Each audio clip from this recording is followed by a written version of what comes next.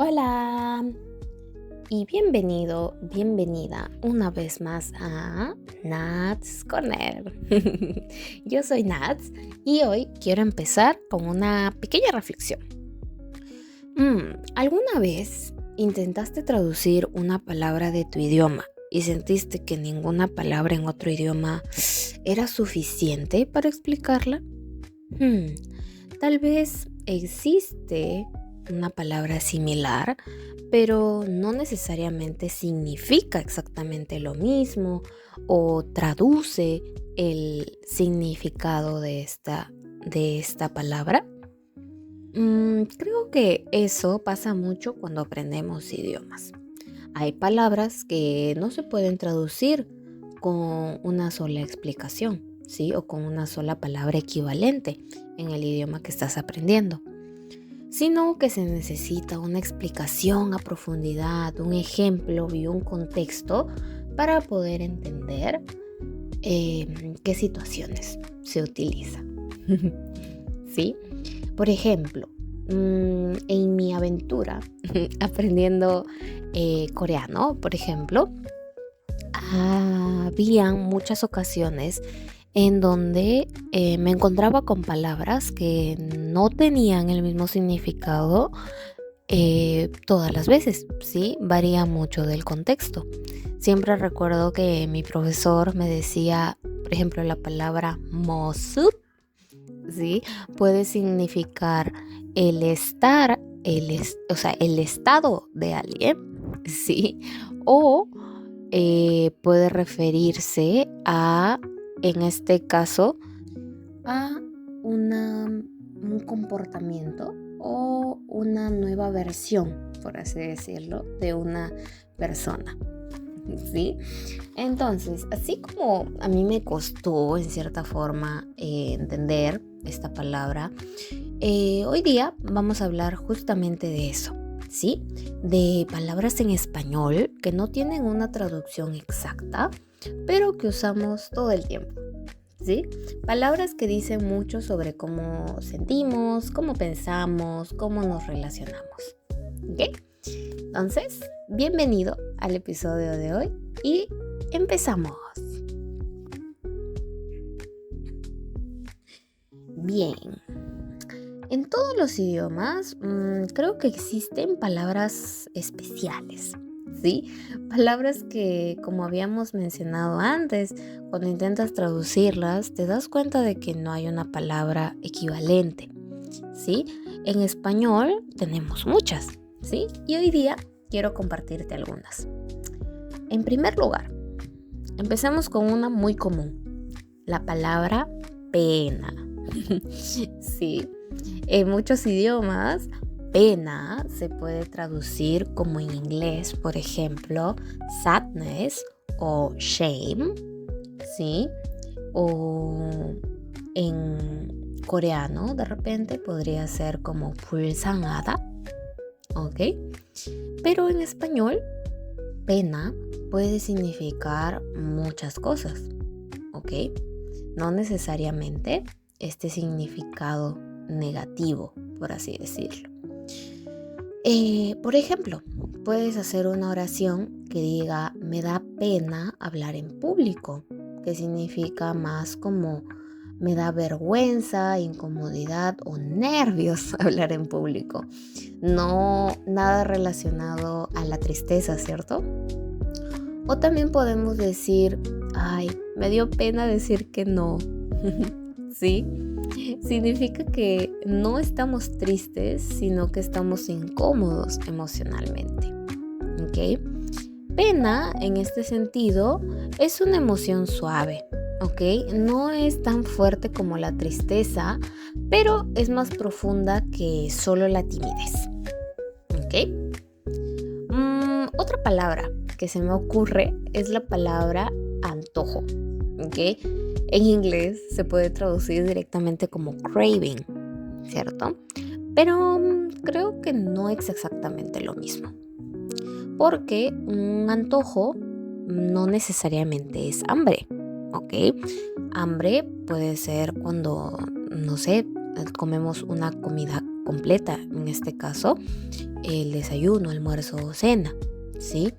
Pero un antojo es un deseo específico, ¿sí? Por ejemplo,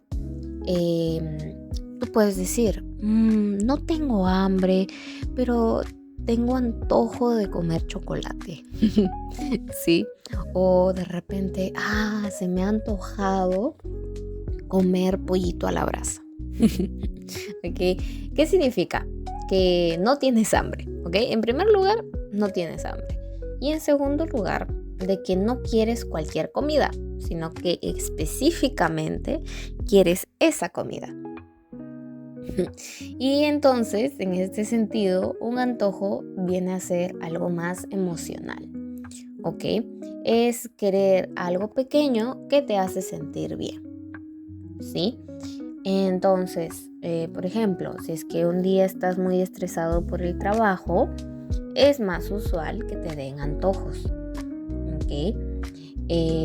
Porque el factor emocional influencia, en este caso, a lo que vas a comer en ese día. Otra palabra, otra palabra puede ser, una palabra muy bonita es cariño, ¿sí? En inglés puede ser como affection o love, ¿ok?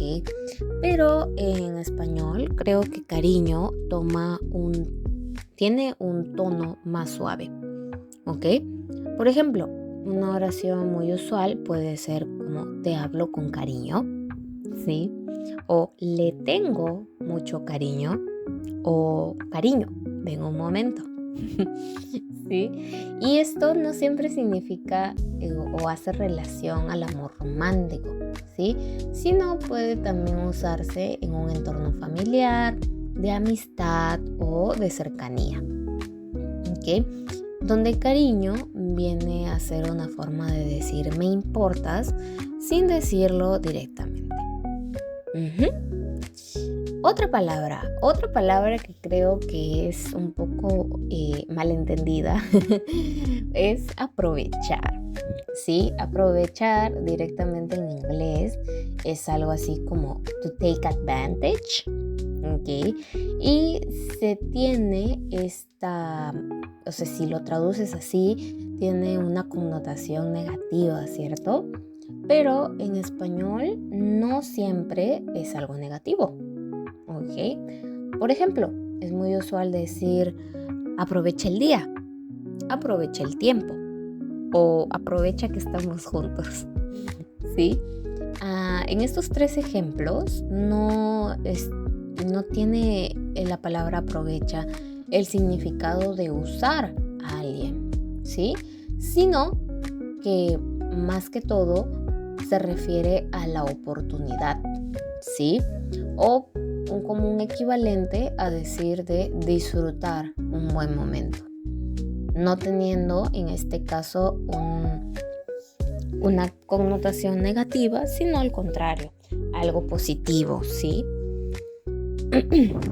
Y en este sentido, cuando utilizamos esta palabra, puede ser muy diversa, ¿sí? Obviamente si es que dices, esta persona se está aprovechando de ti, tiene un significado negativo, pero en palabras como aprovecha el día, sé productivo, aprovecha el tiempo, ¿okay? O aprovecha que estamos juntos, tiene un significado más positivo y de valorar que la otra persona está aquí, ¿no? Bien, ¿qué opinan? ¿Estas palabras son difíciles o fáciles? Creo que estas palabras no son difíciles por ser complicadas, sino porque llevan este toque cultural dentro de ellas. Llevan las emociones, el contexto, la forma de pensar e incluso historia. ¿Okay? Por eso no existe una traducción exacta o perfecta. Creo que este episodio va a ser de mucha utilidad porque cuando aprendes palabras así, como las que hemos aprendido hoy, no solo aprendes vocabulario, sino que aprendes cómo siente una cultura, cómo expresa lo que pasa por dentro y es, creo, lo más bonito de aprender un idioma. Sí, las palabras dicen mucho más de la cultura que uno está aprendiendo. Y en este caso creo que a través de este episodio y de las palabras que hemos aprendido, puedes, en este caso, comprender mejor sobre la cultura peruana y sobre el español. Tal vez en tu idioma también existen palabras que no se pueden traducir. Te pido que lo dejes en la sección de comentarios, ¿sí? Estas palabras que dicen algo que otros idiomas no pueden decir de la misma forma. Y creo que esto nos recuerda algo importante, que los idiomas no son solo herramientas, sino son maneras distintas de ver el mundo. En los siguientes episodios vamos a seguir descubriendo cómo nos expresamos en español, cómo expresamos nuestras ideas y vamos a seguir aprendiendo mucho más sobre las experiencias cotidianas. Gracias por escuchar nuevamente este episodio. Nos vemos pronto. Bye bye.